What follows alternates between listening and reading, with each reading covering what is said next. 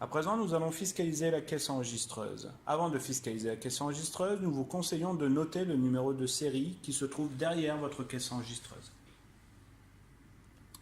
Il est inscrit Serial Number. Il vous est également conseillé de prendre le guide rapide d'utilisation à la dernière page et de prendre le tableau de caractères. Nous pouvons donc commencer la fiscalisation. Comme vous l'indique la caisse enregistreuse, appuyez sur la touche C pour commencer la fiscalisation. La première chose que vous demande la caisse enregistreuse est la langue d'utilisation de la caisse. Nous allons donc choisir français. Pour valider, appuyez sur la touche totale. À présent, la caisse enregistreuse vous demande si vous souhaitez utiliser la fonction table sur la caisse enregistreuse. Vous avez deux choix, soit 1500 SD et 70 tables, soit 2000 PLU, SD et 0 table. Nous allons donc choisir d'utiliser 70 tables. Pour valider, nous appuyons sur Total. La caisse nous demande si nous sommes sûrs. Donc avec la flèche vers la droite, nous insérons oui et nous appuyons sur la touche Total. Nous passons donc au second step de votre fiscalisation. La première chose que vous demande votre caisse enregistreuse est d'insérer la date. Vous remarquerez en bas à gauche de votre écran, vous avez un petit 1. Ce petit 1 vous indique que votre caisse utilise le clavier numérique. Donc pour taper la date, vous pouvez la taper directement sur les touches grises. Attention, la date est en format JJMMAA. Donc vous faites 22/01/19. Pour valider, vous appuyez sur la touche totale.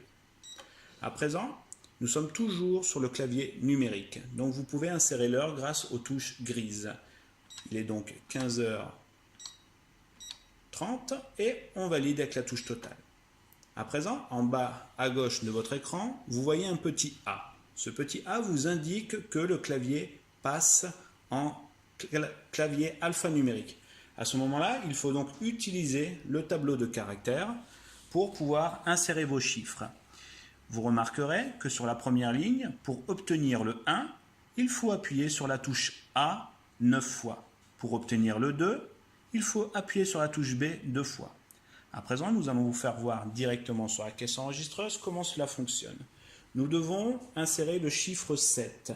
Donc, nous devons appuyer sur la touche G plusieurs fois jusqu'à ce que l'on voit apparaître le chiffre 7 en bas à gauche. Le 7 est donc apparu. À présent, nous allons faire le 0. Donc, nous devons appuyer sur la touche J 2 fois pour obtenir le 0. Ainsi de suite jusqu'à ce que vous insériez tout votre numéro de série. Nous avons inséré tous nos numéros fiscaux, le numéro de série, le numéro SIRET, le numéro NAF et le numéro de TVA. À présent, la caisse enregistreuse nous demande combien de jours nous souhaitons jusqu'à la demande du rapport Z2. Le rapport Z2, c'est le rapport hebdomadaire. La caisse enregistreuse, chaque 7 jours, vous demandera de sortir automatiquement un rapport Z2. Si nous mettons 1, par exemple, aujourd'hui nous sommes mardi, c'est-à-dire que le rapport Z2 nous sera demandé chaque mercredi. Si je mets 2 par exemple, eh bien le rapport Z2 sera demandé chaque jeudi. Donc choisissez le nombre de jours que vous souhaitez pour sortir votre rapport Z2. Une fois que vous avez décidé le nombre de jours pour votre rapport Z2, votre caisse vous demande si vous êtes sûr. Vérifiez bien tous vos numéros fiscaux avant de dire oui. Si vous dites oui, votre caisse enregistreuse est fiscalisée. Et vous arriverez directement sur le menu principal.